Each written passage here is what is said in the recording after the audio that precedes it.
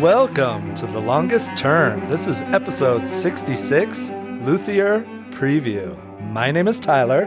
Hello, this is Kevin. This is Tyson. In this episode, we're going to talk about a new Kickstarter game, Luthier from Paverson Games, or Luthier. Luthier, I believe that's closer to the correct pronunciation. En français. Right, but for us Americans, Luthier. Yeah, Luthier. We talked to Greg recently, a buddy of ours who is a classical music kind of expert. He's working on his PhD in it or whatever. Yeah, right. Asked him, is it okay to call it Luthier or Luthier?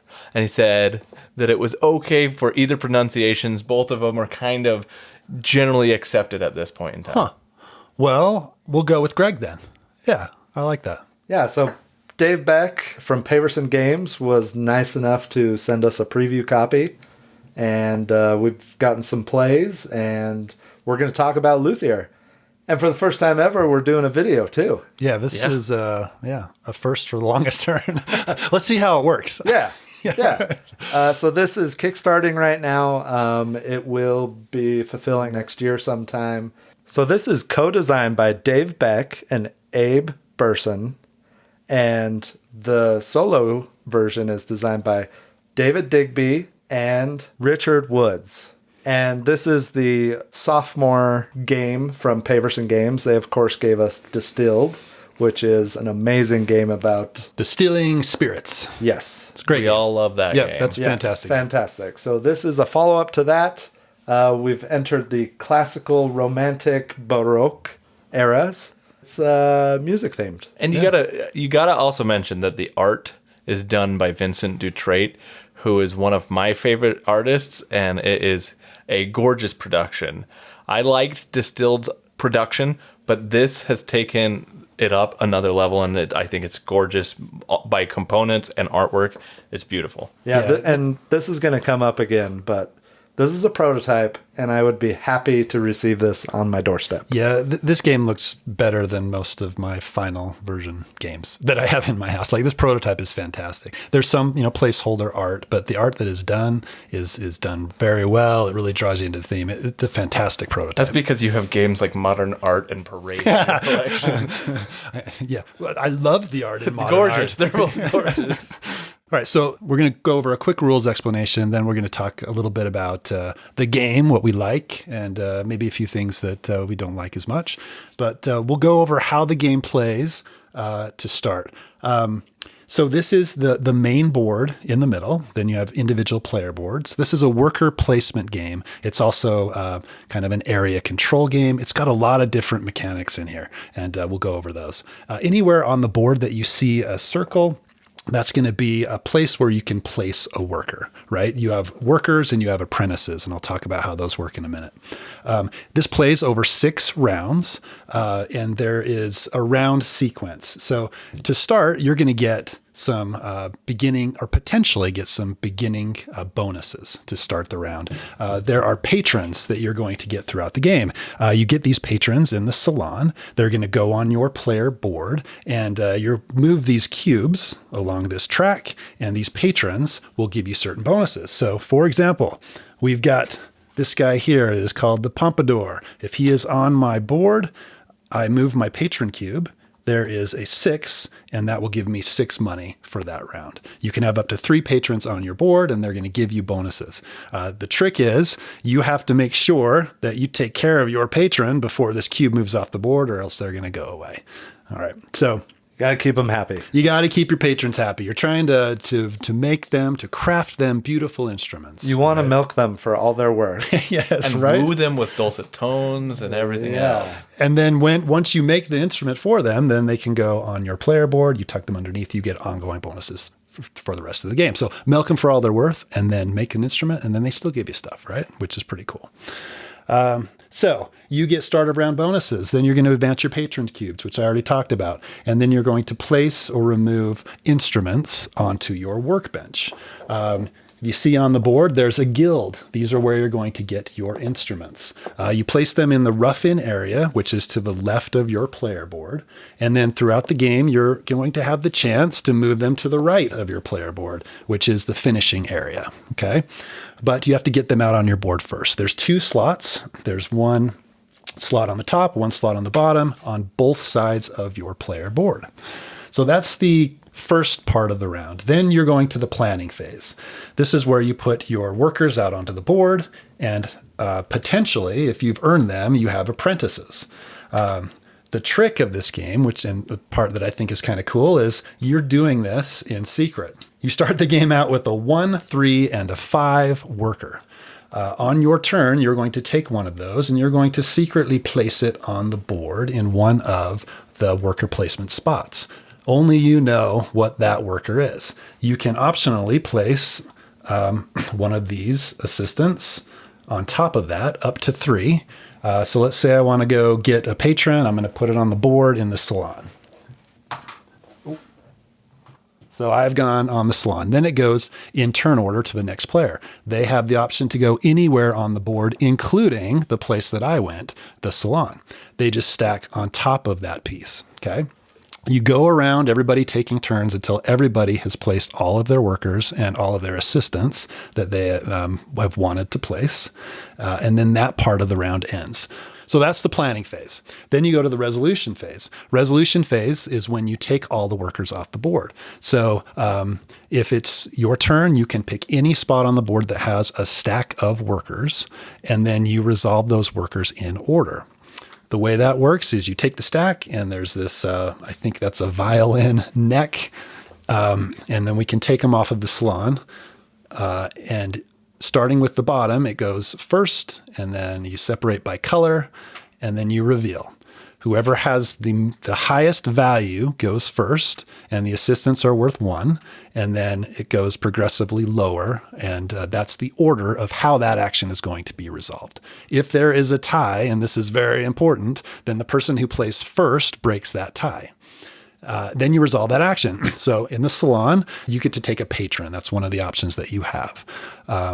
If you play a 4 or higher, then you also get to take the bonus of one of the patrons that you have on your board. And you also get to move a cube back 1 space on that patron on your player board. Okay. So if you look at all of the spaces, they all have a 4 bonus, and that 4 bonus will give you something extra for that action space if you play a 4 or higher. All right. The perform action means you're performing to meet the requirement of one of your patrons. And this one involves dice rolling. Yep, that involves dice rolling. Because you never know how someone might perform. I mean, they might be on their game or they might not. Yep, so this is the chance element in the game, right? Yep. So if you look at those dice, they have a certain number of musical notes on them, and you're going to count up those musical notes and add up the value of the workers that you placed on that area, and then select one of the available cards, paying a cost if applicable, and then you get a potential reward for that card. That cost part is kind of important to note as well, because in the game, determining the first player is going to also determine what is available to you, right? So because Kevin played the green 5 on the salon space, he gets to go first and choose any of the available. If, for example, he chooses one of the first ones and it is taken away, and Tyler wants to go for the next one, he only has what's available. And some of those, if all 3 of us had played, for example, in this instance, one of us would be having to pay for that patron. If they can afford it, right? Correct. There's times where you might run out of money and Yep. you might not be able to get the one that you want, Yep. and you might not be able to get one at all. There's always an alternate reward that you can do on each location. Yeah, so you can get resources, for example, or you get other tokens. So you're not completely shut out, right? Yeah. You could be forced to, if you really want that card, you could be forced to pay if you have the money to get that card. Or if you're not first, somebody takes the card that you wanted before you were able to get it. So it adds a little bit of tension if you're not first to be able to select whatever card you're going for. Especially with the like perform and the repair, you're going for specific cards because your patron might want a classical performance, or they might want a Baroque performance, right? And so each of these cards is from a different era. There are 3 different musical eras, and you'll see that both in the symphony and on the patron cards as well. And then also on the performances, the repair requires special types of instruments. So you have string instruments, you have winds, and percussion and keyboards. So both different type of instruments that comes into play with the repair and the type of instruments that you are building, and then also the different eras of music. Yep. And your patrons can want different things, right? So you got to make sure that if you're repairing an instrument, it's an instrument that your patron wants repaired, and then that satisfies one of their requirements, right? So there's a lot to think about in this game for sure. So when you perform, you have these little discs that have a musical note on them, and you can then place that on one of the instruments in the orchestra pit. And then you get that bonus. When you repair, there's also a token that you get to place in the orchestra pit, and it's the same thing. You get that bonus as well once you place that. And there can be other cards that give you bonuses at the end of the game for having those tokens out on the board. And then there's a hierarchy here going on, right? Of the types of things you're putting out there when you're putting out the discs for a circle, for a performance, or you're repairing something, you're trying to get first chair. You're trying to be the best at that instrument in there. But later on, another player could come and try and, when they've completed a instrument that they've created, they get to put out an instrument token, and this is kind of your trump token. It will always take first chair over a repair square or a performance disc. So you're trying to strategically put these discs and tokens in places where they're going to have the most value for you, because essentially at the end of the game, one of the scoring measures is you're going to try and have the most first chairs on the board. It's an area control kind of aspect to the game. So yeah, we mentioned these the instrument tokens. So that goes along with your board. And we mentioned the player board, the rough-in area, and then the finish area. So there's actions that you take in order to get an instrument from the rough-in area. So you take the left action, and it will move it over. And as long as you have space, even if you don't have space, you can replace one that is currently there. But you have 2 spots that you can place in the finish area. And then you take the finish action in order to get that instrument completed. You get points, and then you also get to place one of your instrument tokens out into the pit on that instrument. So that's kind of the way that you get those out. You need to make sure that you have the right resources in order to do it. But once you have the right resources and you take those actions, you get those instruments out onto the board. If it seems like there's a lot going on in this game, it's because there's a lot going on in this game. Yeah, there's multiple locations that you can go. There's a few different tracks. When you do the performance, you can go up on that track, and you get, if you use a 4 or higher, you're getting extra die rolls. You're getting better dice to use. You're getting maybe an upgraded worker at some point that gives you a special reward every time you use that worker. Same thing with repair. There's a repair track that affects how you build and finish your instruments. And then there's one up near the balcony. The balcony we haven't even talked about, but you can claim endgame type of stuff, and endgame scoring, and get extra benefits and bonuses. And you have your personal scoring cards as well that nobody else knows about. Right. That if you satisfy those requirements, you're going to get bonus points at the end of the game. And can definitely make the difference at absolutely. the end of a game. Yeah, absolutely can make the difference. And once per resolution phase, so when we're pulling these tokens off, instead of choosing one of your piles to pull off to do that action, you can always do the market phase. And the prices are going to change for the different materials each round. So next round, the price might go up for metal, right? But you can you can pay for apprentices, you can trade, you can pay money to go up on tracks, and you can buy and sell goods at the current market prices. So once per resolution phase, you can choose to do a market action, which the timing of is very important sometimes, because you might need to sell some goods and get some money before Kevin or Tyson does the repair action where you don't have enough goods for, right? Or enough money to buy whatever card that you're going for because you're going last. So there's lots of intricacies going on. It is a complex game. So let's talk about the game and our experience with the game and the things that we like about this game. I wanted to point out that, yes, there's a lot going on, right? We've already addressed the elephant in the room, that this is a complex game at first glance.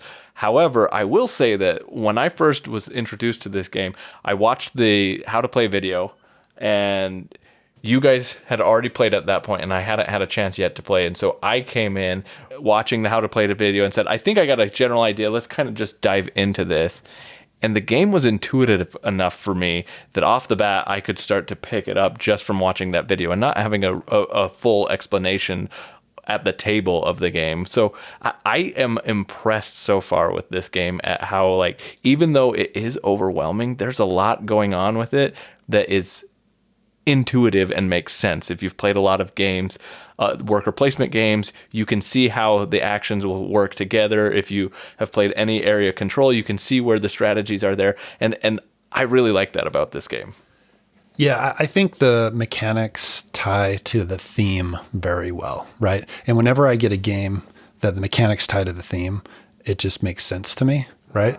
I can imagine, like, whenever this fulfills, right, going back to it again, I think it's a game that would come back very quickly. Right. And I love games like that. It's like when we talk about Anachrony a lot. If it goes 6-7 months between Anachrony plays, I just jump right into it again. You know, it's just because to me, that game, the theme matches the mechanics. And I think that's what this game does as well. Yeah, it's interesting that you guys brought up theme. I mean, this is another theme, like Distilled, that does nothing for me. But yet, the experience is so engaging, and the theme is so well intertwined that it comes alive when you start playing it. I love this game. I really, really enjoy it. There is a lot of different things going on, a mashup of a bunch of different mechanics, but they're all done so well.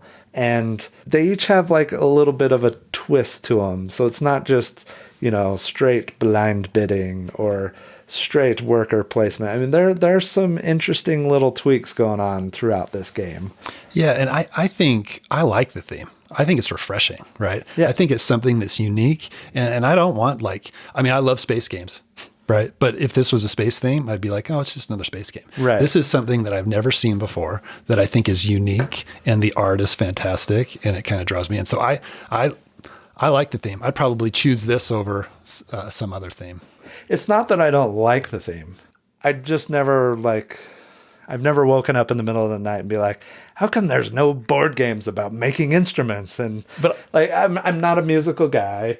I like piano. I played a little piano when I was a kid, but this theme is awesome, and it blows me away when you start playing it, right? I think that's the Paverson legacy so far that we've started to see develop, right? Like, Paverson Games came out with Distilled, a theme that I would never have got latched onto in a million years. It just didn't strike me, and yet it added to its charm that it was so well implemented, and it taught me something about distilling that I had no concept of, and I really enjoyed it. Luthier does the same thing to me. It's a theme that, for me, I'm more attached to classical music than I am to distilling, but I still don't think I was seeking out this game, right? And yet it has a charm to it that just pulls me in, and everything I'm doing about it makes me feel that theme. And I didn't know, like you, Tyler, I wasn't asking I want to be pulled into a classical music theme and experience that, but I feel it, and there's a lot here. There's theme in the components, and you look at the different things that is going on, your own patrons and your own different player boards and things like that. You have some stuff going on that it tells a story, and I really like that about it. I will say, agreed. It was a blast turning on classical music while we played this. So the last time we played, the first 2 rounds, I had Baroque era music playing, and then the next 2 rounds classical, and then the next 2 rounds romantic. And I got to say, I'm a Baroque guy. I didn't know it, but I am.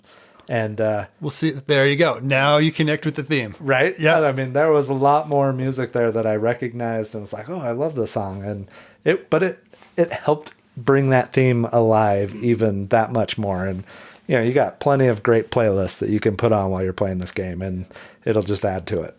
Yeah.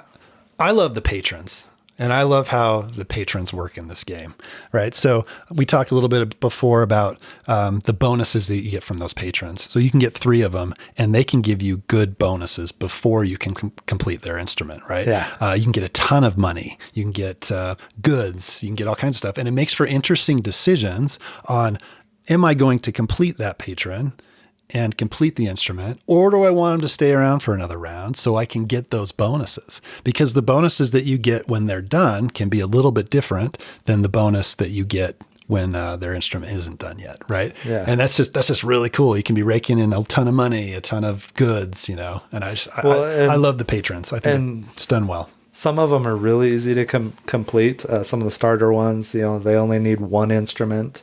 And then there's other ones like Svetin.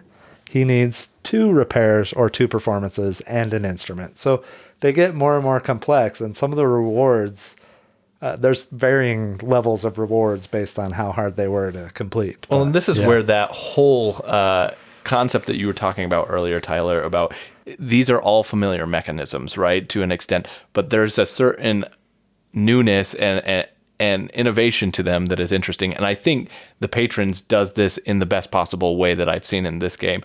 And what it does with that cube, the timing, right, as you're moving along that board to try and, like you said, Kevin, maximize the rewards that you can get out of this patron, you're also cognizant of, I need to fulfill some of their requirements, because if I don't, they're going to be dissatisfied with me and they're going to leave. Yeah. So what can I do? How do I time this appropriately that I'm renewing their interest and resetting that cube so that I can do more with them and maximize the awards that I'm getting out of them? And it is so satisfying to reset and to keep them interested at whatever you're doing for them, right? And I love how thematic it is, right? Yeah. So you fulfill a repair requirement for that patron. They're happy again. Their cube moves to the left, right? Yeah. They're going to be around for a little bit longer. I just think it's awesome. You lead them along a little bit. Hey, this is going to cost a little bit more. You milk some more money out of them. Yeah.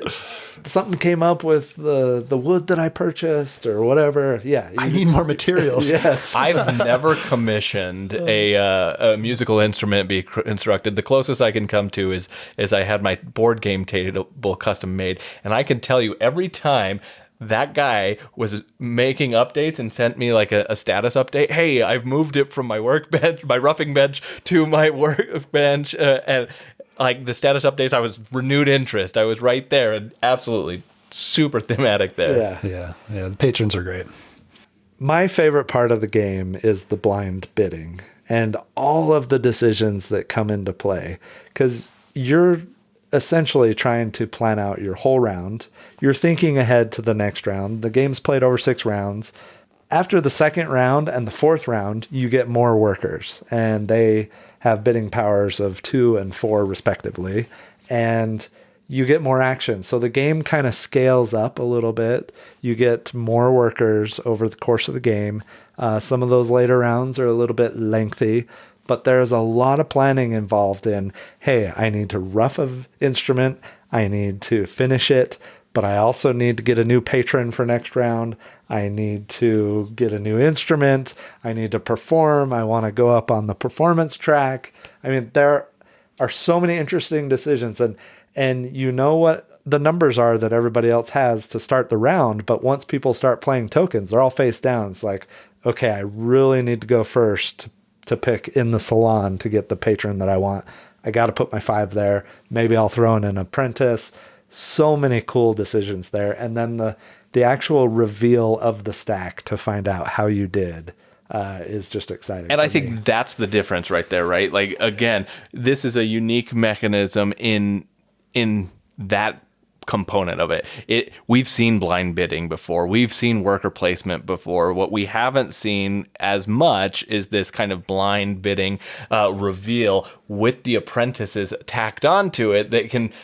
do I think I need to add an apprentice or 2 to this one? Because I know that Kevin just put a disc down and I know he has his 5 and I can see on his patron board that he's going to have to do something for that patron or else they're going to fall off. So I've got to be paying attention to that. Or is he putting a 5? Maybe I he's don't going for know. something else. He could be going for something else. Yeah. I put my 3 here. I've got an added apprentice so that I can get the 4 bonus and go up on the track, right? Or do I have my 5 there because I want as many as possible because it's a performance, so I can get the better reward for that, right? Yeah. So you're second guessing all the time what people are putting out there. Yeah. Well, and to kind of tack onto what you said, if you like long-term planning, this game is for you.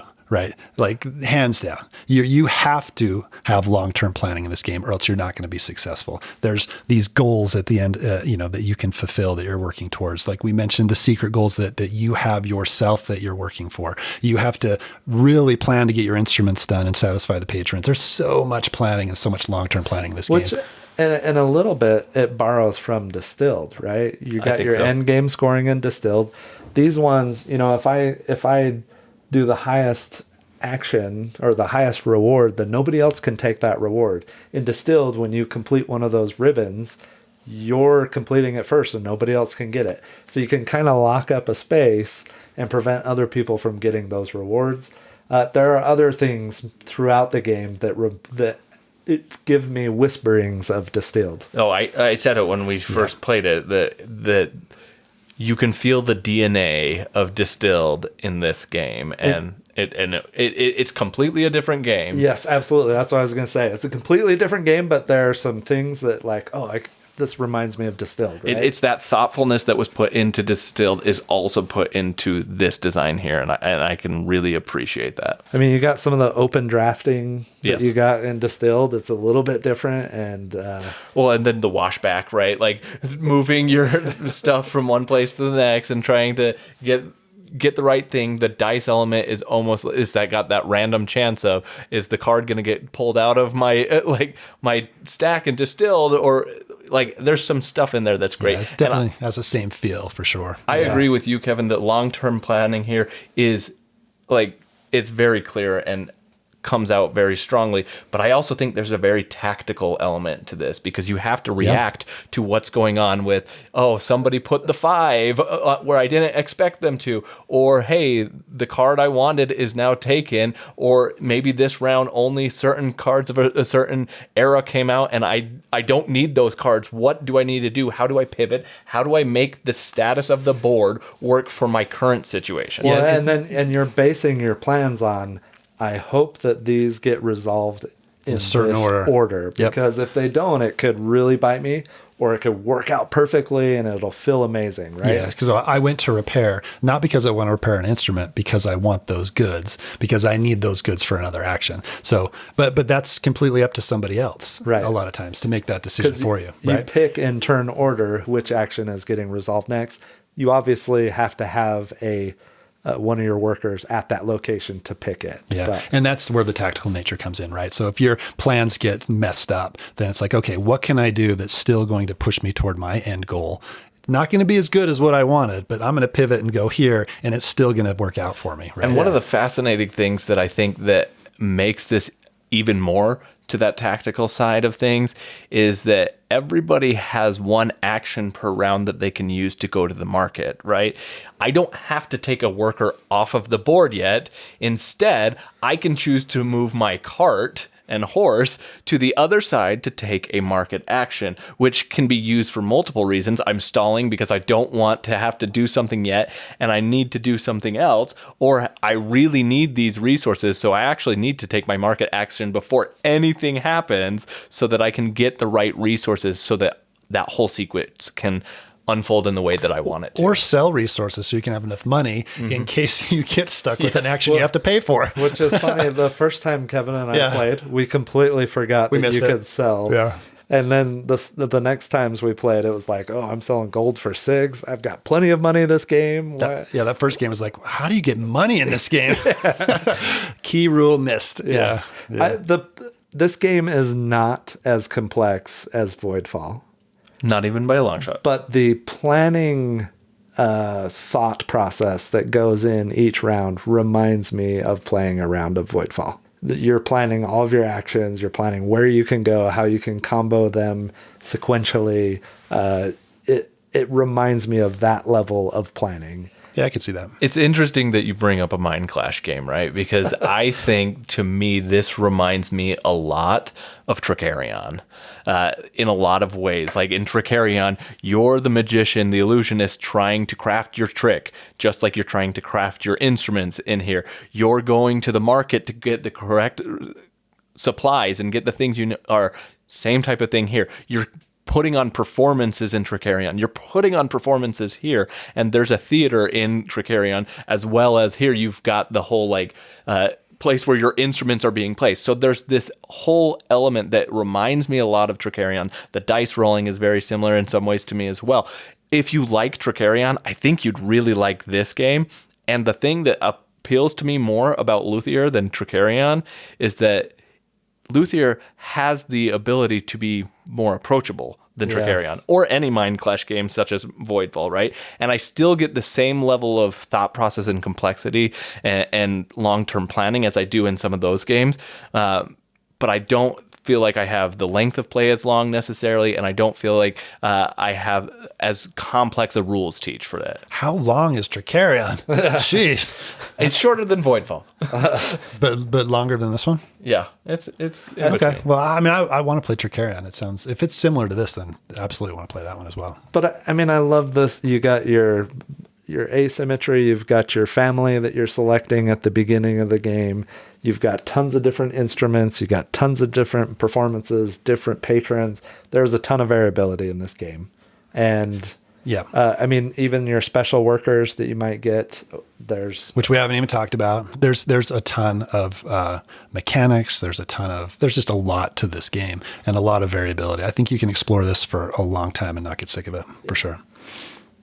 So let's talk about some things, maybe some neutral things or things to be aware of about this game. If you're choosing to, am I going to back this game? Am I going to get a copy of it? What are the things that I would want to be aware of? Yeah, and I think one thing is resources in this game are super tight, right? And you have to be very aware of that because you can get yourself in a spot where you get a little bit hosed towards the end of the game and maybe you miscalculate. There's a lot of things to think about. So, I mean, if you're into that type of game, this is the game for you. But if you're not, then that's something to be aware of, right? Yeah. Along that same line, right? With the fact that you mentioned earlier, Kevin, that this is a game where long-term planning is a big part of it, and you have to be mindful of your resource management. You can make slight miscalculations, and if you put the wrong value worker out on the wrong space at the wrong time, it can sometimes feel like, hey, I just ruined my whole round. But I think that's where the tactical nature comes into it, and you can try and make things adapt. I really do like how each space has an alternative option that you can do.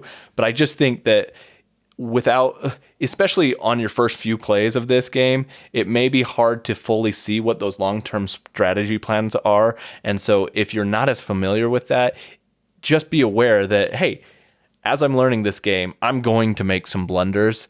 Let's just be okay with the fact that I'm going to make some blunders. Yeah.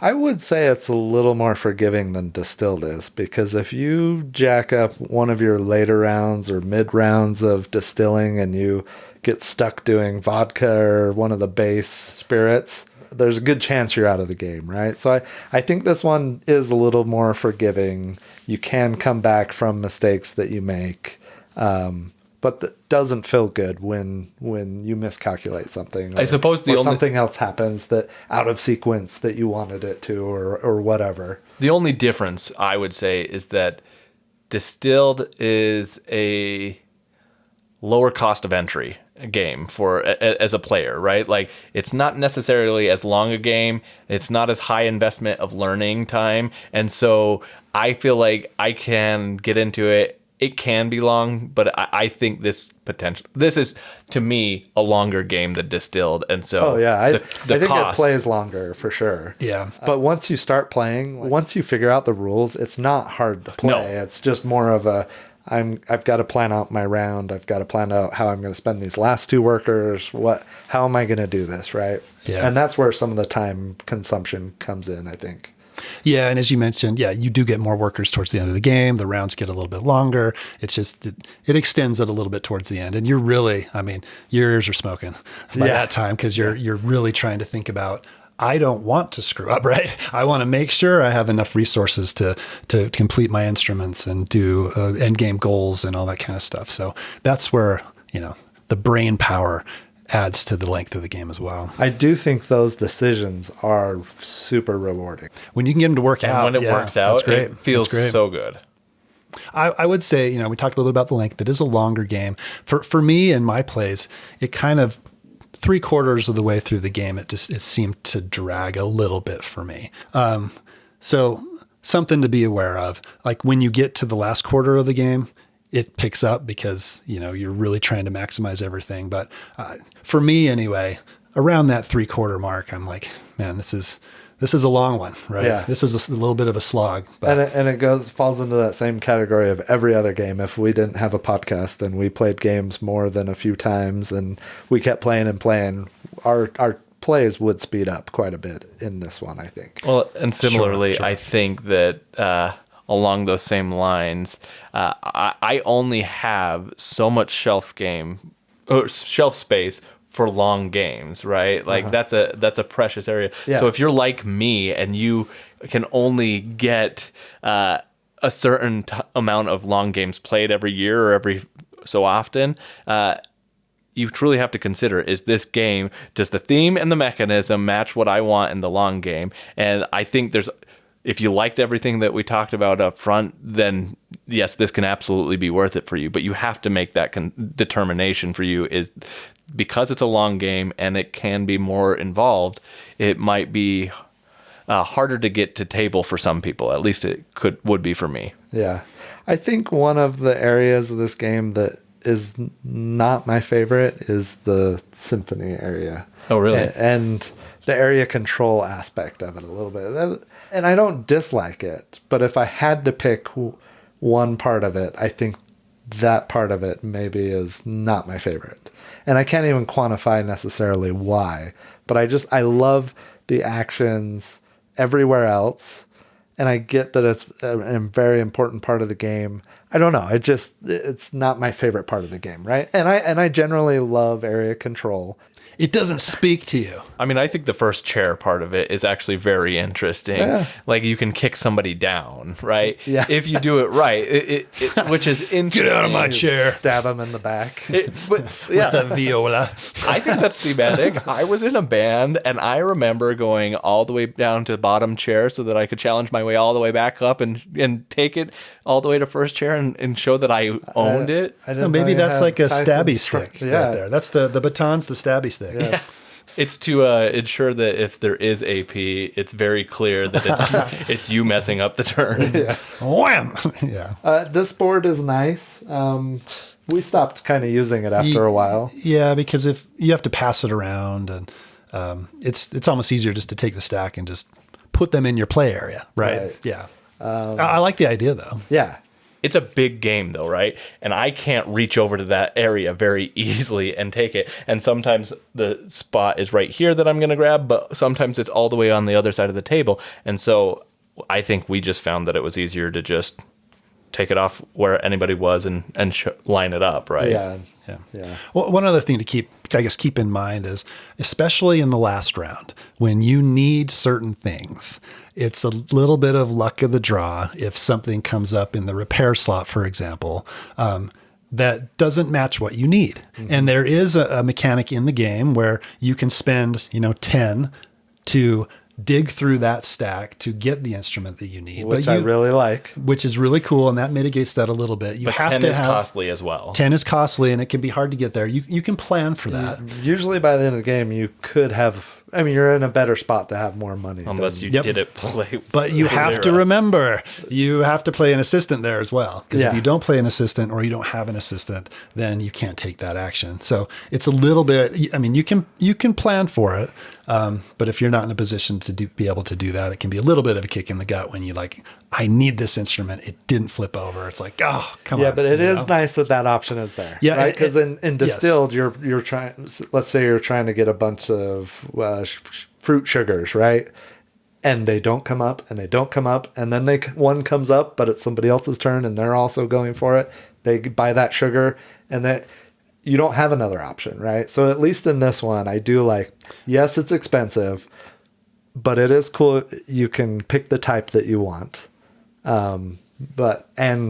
Hopefully get something that you can use. So there is a little bit of good mitigation there that not necessarily existed in distilled. There were a couple of abilities and different bonuses that you could use. Or you could go to the truck to get whatever you wanted type of thing, but yeah.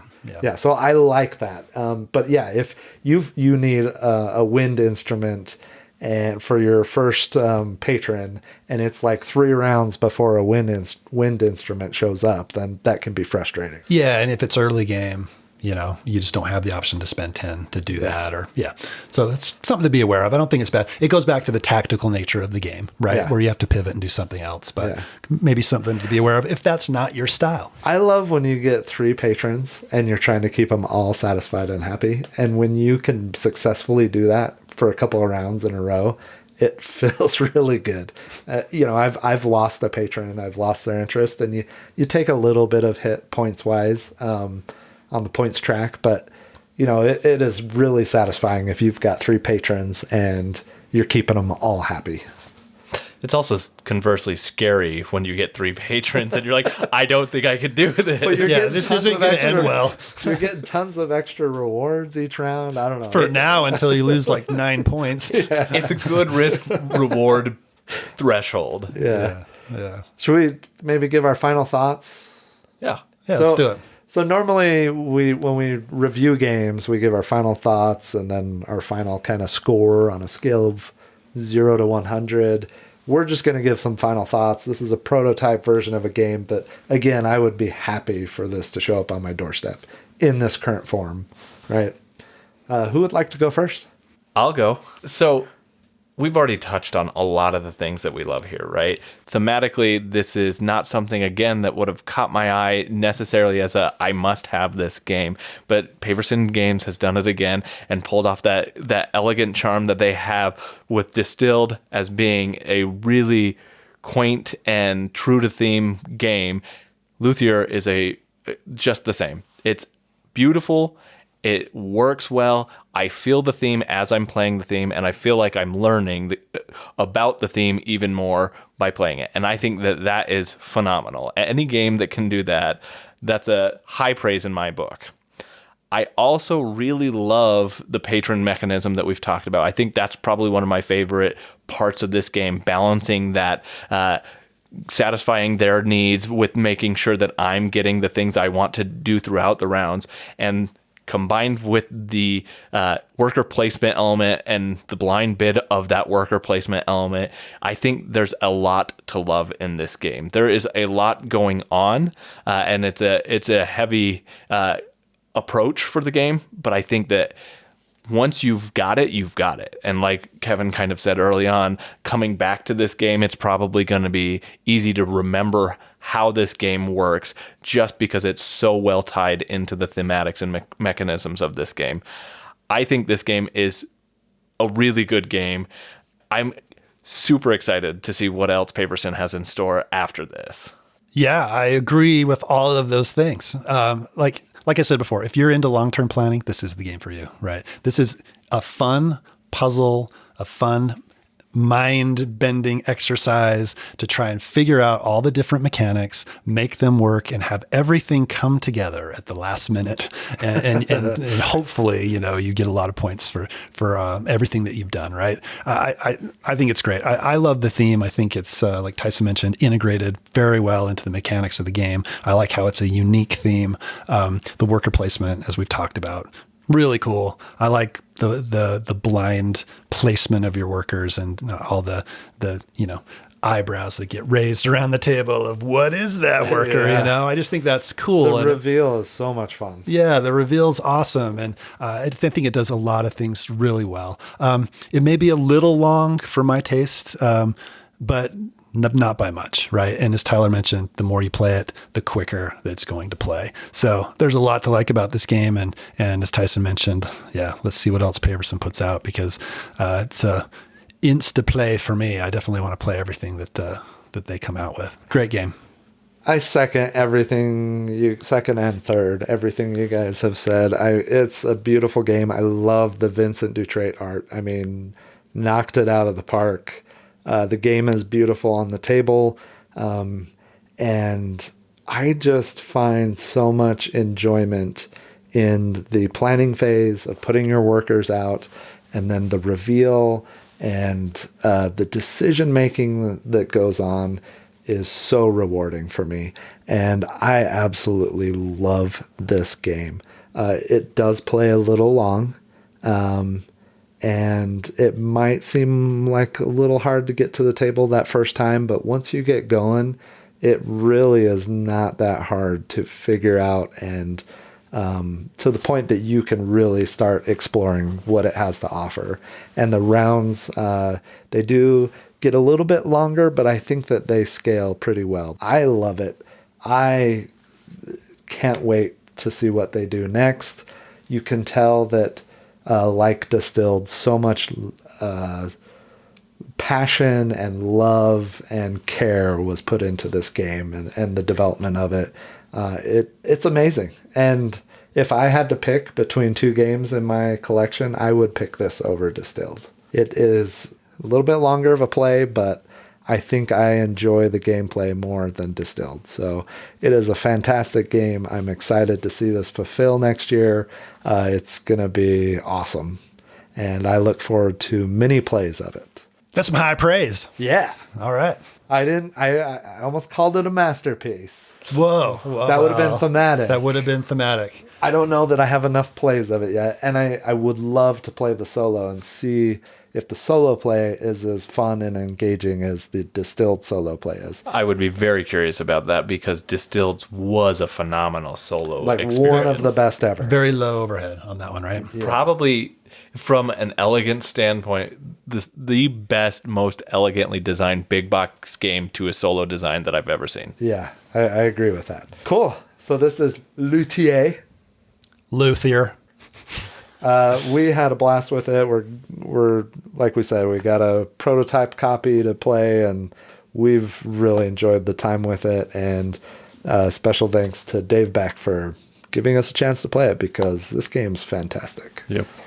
There's still a couple days left to check out Luthier on Kickstarter. We're all very excited about it, and we're excited for the future of Paverson Games.